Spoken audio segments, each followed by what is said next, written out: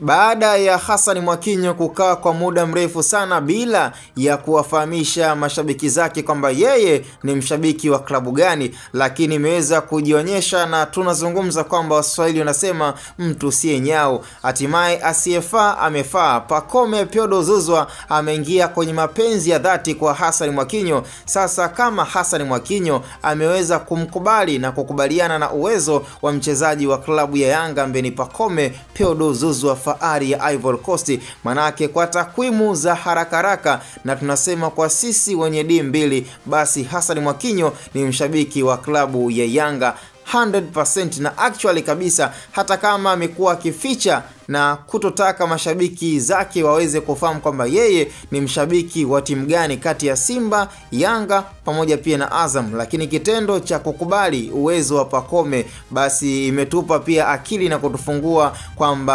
Hassan Mwakinyo, bondia tunayemtegemea kwa hapa nchini Tanzania, yeye ni mshabiki rasmi wa klabu ya Yanga. Haiwezekani atuambie kwamba labda kwenye klabu ya Simba tunafahamu mchezaji kama Elie Mpanzu ni mmoja kati ya wachezaji ambao pia wamekuwa wakifanya vizuri, na hata binafsi ni mmoja kati ya wachezaji ambao nikitaja lisi na top 1 kwa klabu ya Simba basi nazungumzia Elie Mpanzu. Kwenye klabu ya Yanga huwezi kumwacha Pacome Pyodo Zouzoua, lakini kwa nini amemwacha Elie Mpanzu na akakimbilia kwa Pacome? Kwa hiyo imeonekana kuwa ni rahisi tu, moja kwa moja ameonyesha mapenzi yake kwamba yako wazi kwenye klabu ya Yanga, kwa sababu tunajua isingekuwa hivyo manake angemtaja Elie Mpanzu, lakini kaachana na Elie Mpanzu ameenda kwa Pacome Pyodo Zouzoua. Kwa hiyo Hassan Mwakinyo ni mshabiki rasmi tena kindakindaki wa klabu ya Yanga wananchi. Hilo halihitaji maelezo mengi kutokana pia na alicho kizungumza kwenda kwa Pacome Pyodo Zouzoua.